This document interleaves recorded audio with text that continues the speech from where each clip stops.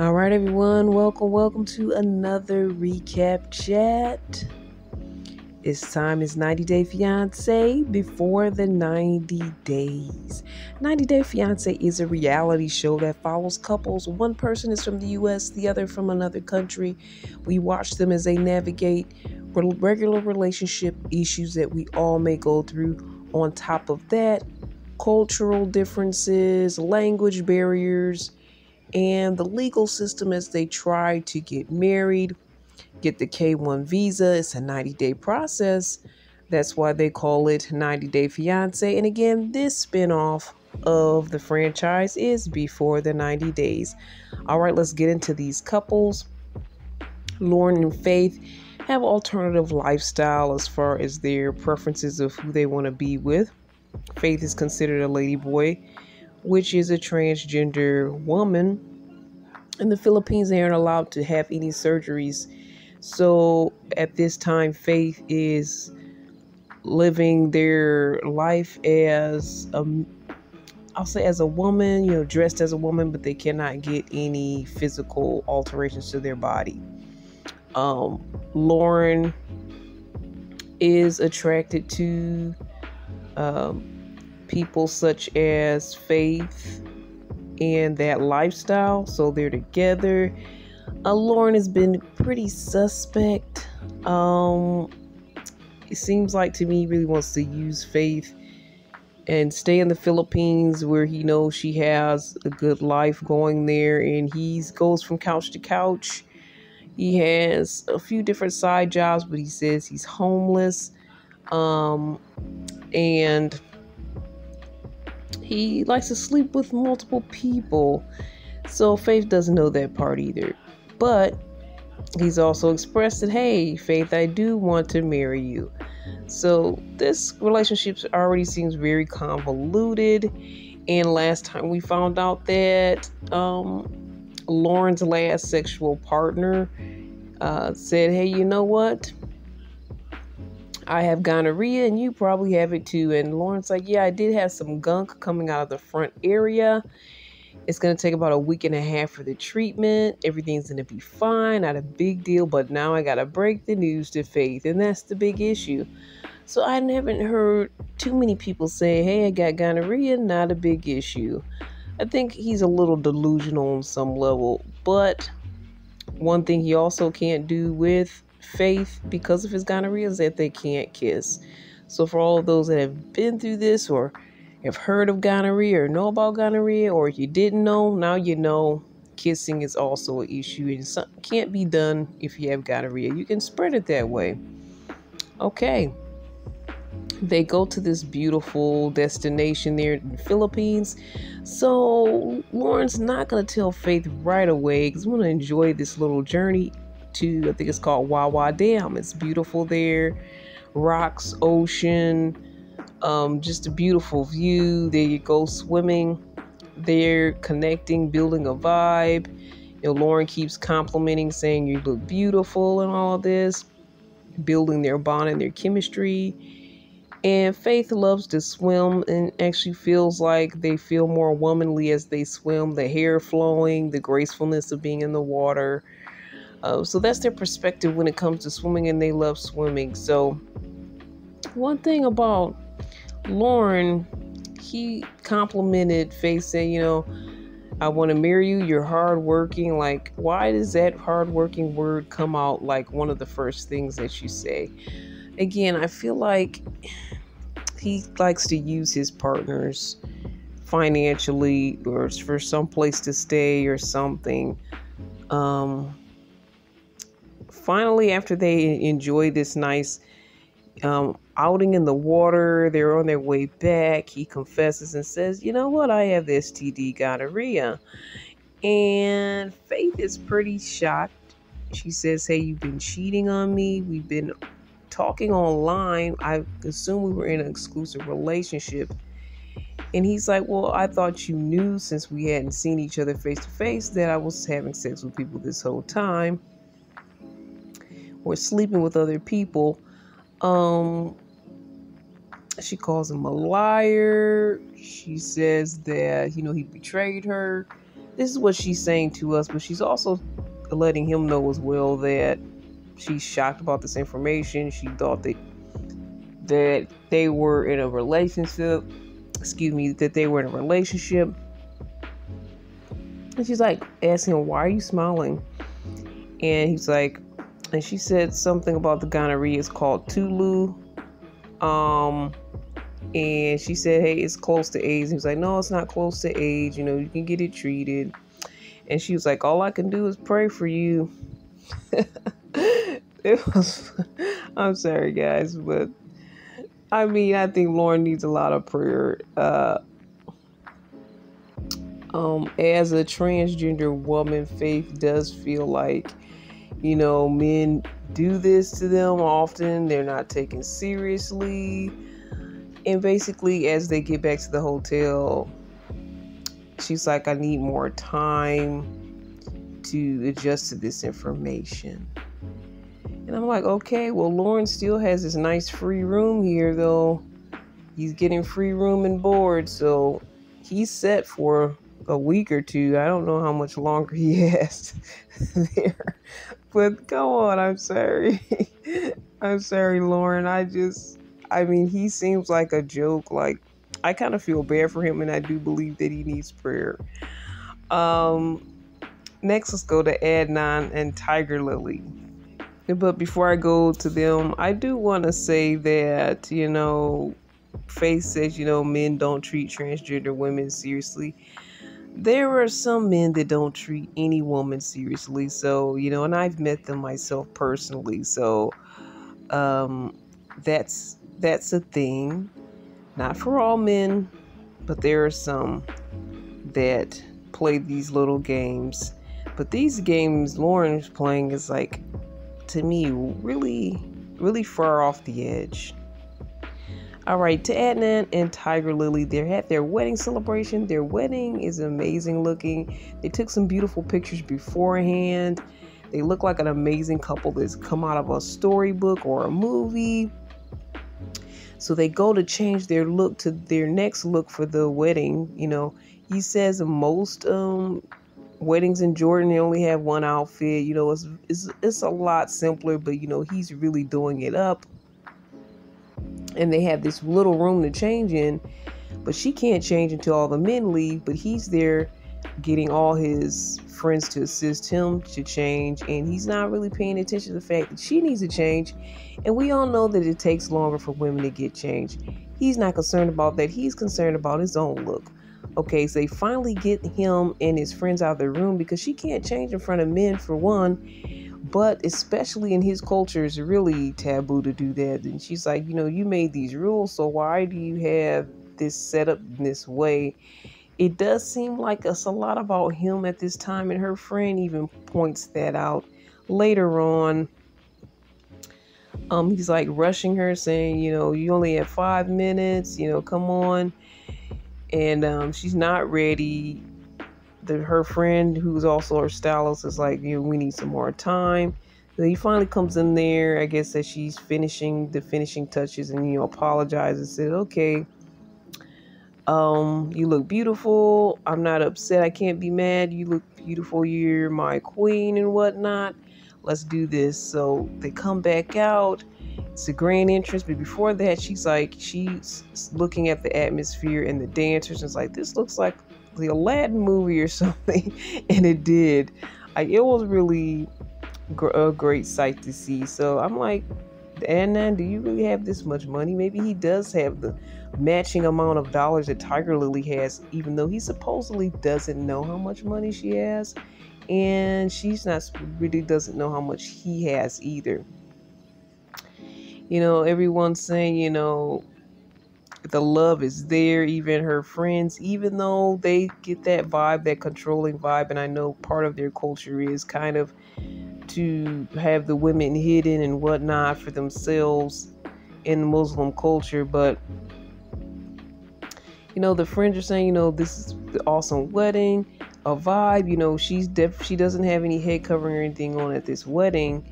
She looks like she comes from a storybook. I don't know when that part will take place where she will wear a head covering. I'm not sure, but right now everything looks like perfection and everyone's happy and dancing. They have a little dance together, but then mostly the men dance separately from the women. And her friend, this Vestalis, the guy, he's having a fun time, enjoying himself, loving the wedding. He said this wedding is a blast. He's like, even if this relationship doesn't work out, this is really an awesome wedding. But, he says that he feels the love too. He can see that they have a bond. And she's like, you know what? No matter what, because we have this love that we can get through anything, even if he's a serial killer, we're going to have to find a way for him to stop serial killing, but we're going to stay together and make this thing work. I think that was a little bit of an extreme example, but I get the vibe of the death do you part, and hopefully they actually live up to that situation scenario. I think it may be a little bit harder on her than it is him to see what she's going to have to go through and how she may be suppressed in that culture. But also I see that it's very much about him. And he calls it, the wedding's called the Festival of Adnan. And she's like, well, what about me? It should be the Festival of Adnan and Tiger Lily. And he's like, well, it's just really the man's name, because, the man is seen as the main person. You take the man's name and all that stuff. So, yeah, she's going to be going through some of that and more. And he's a young guy. I think he's a little bit, gotta be honest, a little bit full of himself. But, the French are saying it's good energy. It must be love. And, if they can get through serial killering, or should I not use that word for, YouTube purposes, if they can get through that type of thing, they can get through anything. I believe that they can if they really want to, and I really believe it can work out, but hopefully that extreme is not a reality. Miles and Matilda, he's on his way to Ghana to meet up with Matilda. Niles, I think I've been saying Miles, but it's Niles with an N. He has autism, and traveling, he said, is hard for people that are neurodivergent. And he can't wait to see her. He wants to squish her cheeks. And I was just a little surprised that that's the first thing he liked to do to his woman, is to squish her cheeks. Seems very innocent, very sweet. Most people want to grab each other and hug, kiss, and he wants to squish her cheeks. Okay. And I'm talking about her face cheeks. He says that they're gonna have to talk about the wedding in their future, because he's not really ready to marry her on this trip. And she has the idea that that's so, but he is the one that proposed to her so many weeks into their relationship. And so it's on him to break the news to her. His family does not support their relationship, and they fear that he may be getting taken advantage of, so they're not there to support him. He's in Mobile, Alabama, going through the airport, and I've been to that airport. Shout out to my Mobile family. Love you, Grandma Betty. When he was walking through the airport, I was like, hey, I've been to that airport, and I saw the familiar sights of the airport anyway. But he said he never thought love like this could happen. He doesn't want to mess this up. So there's a lot of people around the airport. It makes him nervous.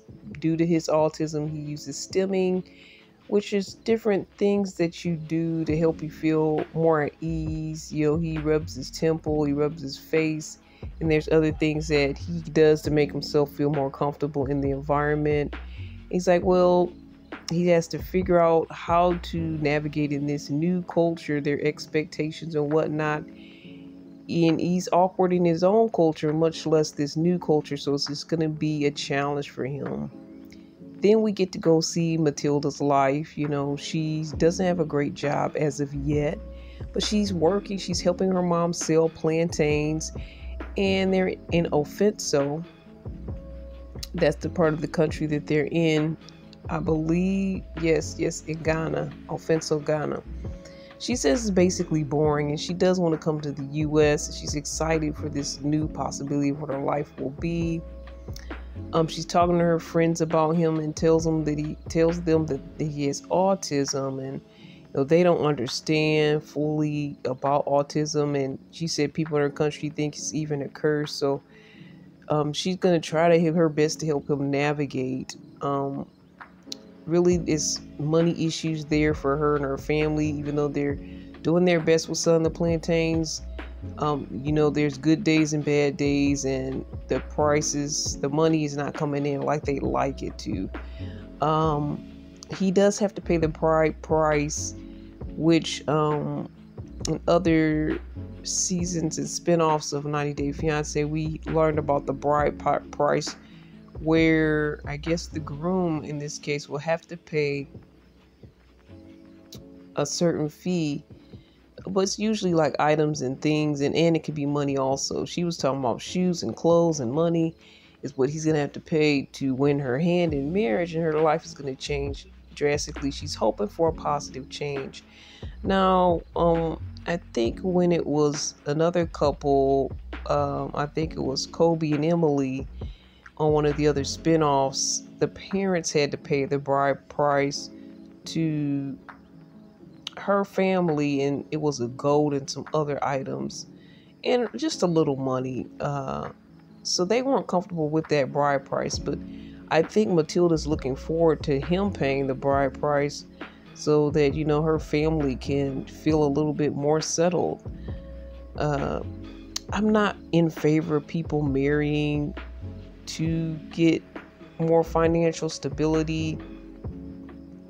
She does say that she loves him, and I do believe that. And I know that there's scenarios and situations where the woman may not have a lot, and that should be okay. But in this day and time, it feels like, men don't want to deal with a woman that doesn't really have a lot of money or a lot going on financially. They want her to be doing something, or if not equal footing, sometimes they want them to do more depending on the type of man. That's probably not the man you want, but I'm just stating the climate out here is men aren't as supportive of women that don't have as much. They're kind of like, you have to pull your own weight in this marriage and relationship. Not to say that Niles is that way, but there are people and men that are that way, and even women that will judge other women and say, you need to get yourself together before you get married, before you get a man. Well, back in the day, that wasn't always the case. The woman may not have had much, and it was seen as normal. And, I'm saying, I don't know if when she gets to the U.S. or if she gets to the U.S., if she will try to do more, because she says her country doesn't have a lot of opportunities. So she isn't just sitting there twiddling her thumbs. They're doing what they can. But I always do feel like it's not the best idea to wait for a partner for your comeuppance. Even if you are in another country, but U.S. spells opportunity for a lot of people. So I don't completely agree with what she thinks is going to happen, but I don't completely put her down for what she thinks is going to happen, because, back in the day in regular marriage world, men married women that weren't even working at all. I mean, that was just the normality of things. And if the person really loves you and cares about you, I think you guys can work on some things. I think you can get a job. I think you can work on your career. It's just all about the patience of the other person, and if they're willing to work with you on that. All right, Brian and Ingrid. Ingrid was really upset to find out that Brian used to be a drug dealer. That's how he ended up in his wheelchair. He tells her this all the way once he gets her country face to face, when he could have told her that within the 2 years they've been talking online. So the fact that he told her last minute, or up to the minute, I'll say, was not a good deal. He waited till the first night. After the first night, which they spent the night in that room together, something could have happened. So he could have had the night with her and everything, and then the next day she finds out, oh, The guy you've been talking to is a drug dealer, or used to be. I'm sorry. I don't want to judge him by his past. He feels like she's been judging him by his past. But I judge him by the fact that he was not upfront a lot sooner. You had 2 years.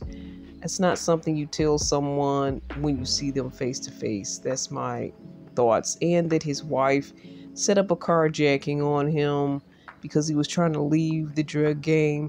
He also did drugs himself. So, and he's not 45, as she thought he was 45 on his profile. All these things are not adding up, right? And she's upset about this information. He felt judged by her reaction. They had a cold night. They slept, facing away from each other, and things just weren't great. She looks at her differently because of her reaction, but I wouldn't go. I mean, you put yourself in this scenario, man. You should have told her a lot sooner. What do you expect her to think about this? So now she's gonna go back home to where she stays, outside of the hotel. It's a really hot day, so they go out to get something to eat and they talk more. And I guess he's telling her how hurt he was. She's like, well, I apologize. I wasn't trying to make you feel that type of way. And he's looking at her teary-eyed, he's giving her the sob story look, I mean, I kind of feel for him, kind of don't, because again, he's a 50-year-old person. She's a 30-year-old person. He has enough life experience and knowledge and marriages under his belt to know that his behavior was not legit. So he wants to take her home, meet her son. And she's like, you know what? I need some more time to process this because you want to meet my son and you used to be a drug dealer, you used to do drugs, and I'm just finding this out. So yeah, I understand how she feels about not letting him meet her son right away. He drops her off and she's like, he didn't apologize for not, telling me this sooner. So she's like in the processing mode. He's still there in her country. He's like, I guess he's going to try to make amends. We see him get flowers, come back to her place late in the evening. He doesn't give her a heads up. He just calls us like, can you let me in? So she's a little bit surprised, but she comes out. He's got flowers, the key to her heart, and she gives him a hug. And he already kind of opened the door, but then not only did he have the flowers, which was nice, they kind of surprised us. He has gifts for her son as well, Then that's when she starts saying, I believe in redemption and, giving people another chance. So he meets a little son. He's only 2 years old. He is so cute. And she says she calls him Uncle Brian, and I guess that's how she introduces him into the house. But he had to the house is not what they call barrier free, I believe, for people that are using wheelchairs. So he had to really roll his way through some terrain to get in through the door. She has a nice house. I think, as soon as he gets there, he talks to little boy. She says he's got a great way with kids. I agree. They're playing with this electric car, and it looks beautiful. He's like, no, this could be my family. So he's already jumping the gun like, hey, this is perfect. This is my family already. As he leaves, he gets a kiss, and, that's made him happy. And so then he gets in the car, he gets another kiss. So, the door is back open for him and Ingrid. We'll see what's going to happen. He supposedly redeemed himself. But there's more to come with this couple, Brian and Ingrid. All right, let's go to Chitty and Renee. Chitty is blind. Renee has, to me, some self-esteem issues. She's glad that he's not able to see her because she feels more comfortable with her body and with herself, which I think is an issue. But at this time, there was in the recent past, she hates the fact that they were going to kill the chicken and have chicken that night, though she does eat chicken, but she didn't want to see the chicken get killed in front of her. She made a big deal about that. She does not a big fan of Chitty's sister. She already thinks they're going to have an issue before they had one. and she kind of made the issues begin. Um, as she's guiding him through the park, they talk. Last time he was like, I'm practicing celibacy because I made a vow to God, and I know that when we were online, you had the impression we were going to have a sexual relationship, but I'm celibate. So that got her really upset. So they're talking now in the aftermath of that, and she seems distant because of that conversation. He's sweet talking her everything, and she kind of finally, breaks a little bit, and she apologizes for being angry the other day. She says, I really just want more physical affection. It's not just about being in the bedroom. And he's like, fine, that's not a problem, but it is what it is with celibacy. She wants us to know that she's not crazed.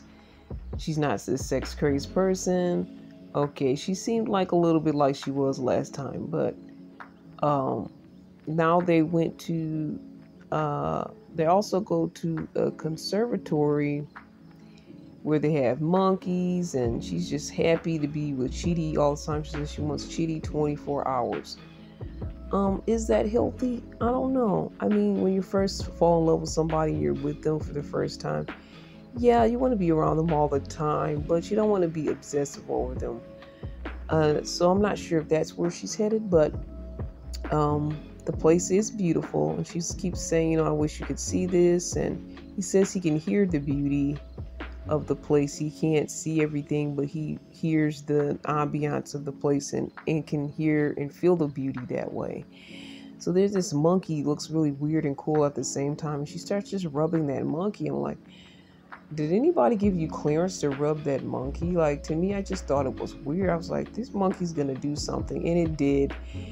I think it pushed her hand off, and it was like really moving fast, and then she got freaked out. And I guess she's not gonna be rubbing the monkeys anymore, but she was like, she loved that monkey, and as it jumped away or whatever they do, it looked like it swung on some things, some vines. She just still said she loved the monkey, even though the monkey might have attacked her. So just Chidi, don't follow her when it comes to touching those monkeys. I think he touched it a little bit. But she's asked him more about how he became blind. So he kind of reveals, he said it was an apple that fell on him. Then he said he hit his head on, I think, a bench, which caused both eyes to lose sight. But also he reveals glaucoma may have been a part of it, because he said after that apple hit him, then that's when they were telling him about this glaucoma. So he doesn't know if the apple triggered it or if he already had something. And she was like, well, if I could get you surgery, I would, so that you could be able to see, which was a nice thing to say. Then she asked him, was he spiritually blind? Was he meant to be blind? He says, because things fall on people in the face and they don't become blind, so maybe you were meant to be blind. So for me, and like he said, that kind of trivialized his blindness, the way that she was saying, like, maybe you were meant to be blind, and this just doesn't happen every day, and it was kind of bizarre. He said she's like, sometimes the way she talks, it's like she's in an alternate reality, and how is somebody like that gonna guide him, much less physically, but much less through life? So good questions, Chitty. Because she is a little different. So she's like, maybe you were meant to be blind, and for me, and this is what God meant for you, so that we could be together. And I don't know, it sounds like he said bizarre. So more with Chitty and Rain coming in the future, but I believe, is this our last couple here? Vea and Sunny. Vea and Sunny, not too much happened, because Vea's on her way to see Sunny, but she is bringing her ex-boyfriend Rory, and her she was crying, stressed, and all of that, just because this is going to be a 2-day trip. She's not great at traveling, so she's glad that Rory will be there to accompany her. But she wants to meet him first, give him a couple days, then tell him Rory is there. But she's trying to figure out how to navigate. Okay, he's meeting us at the airport. How do I hide Rory and I come out on my own off the plane without him seeing Rory? So that's going to be the issue as we go to the next episode. But he did mention about proposing, so she thinks that might happen. And Rory's like, well, how can you do that? She's like, well, it's only been a year. It has been a year, so she feels like it hasn't been that short. But you're like, well, this is you guys' first meeting, so it's kind of fast. Which I could say that's true, but I'm looking at all these other people getting married on this season right away, or at least planning to get married right away. I don't know. But he says he'll be able to tell whether he's a guy that is valuable to her life or not. I'm not going to use the word he said. He's looks like he's getting a hotel room ready for her. He put some rose petals on the bed. He's going to bring her black roses, which he thinks is really odd, and most people probably do, but she likes black roses. To me, like I said, her main issue is, okay, he's standing there in the airport waiting for her, excited. How do we stop her from seeing Rory? Stop him from seeing Rory as they exit the plane. But my thoughts also was that she needs a female friend. Like, I understand, like, being 2 days of travel, being stressed, not when you travel alone. She didn't get much sleep either, so she's kind of was a wreck. All of that, I get it, girl, but why don't you have any female friends or relatives or something? I believe she was in foster care, but she needs to make some female friends because it's weird to have your guy friend. Now, part of me says, well, maybe she thinks you'll need the guy friend, so if something does go down, he will be able to use his male strength. I don't know, but I don't think it should take all that, and if it does take all that, then I wouldn't want to meet a person like that anyway. You should be able to bring one of your female friends or relatives and feel comfortable enough doing that. So to me, that's a little bit of an issue, her connection with him and not having another person that she can rely on and trust. So maybe she should invest in that so she won't have to play these little hide and seek games with her ex-boyfriend hiding in the airport. Okay, guys, I gave you all my thoughts, comments. I hope I wasn't too jaded on this episode. What are your thoughts, comments? Let me know. Email me at cbiztv@yahoo.com. That's cbiztv@yahoo.com. All the best, and God bless.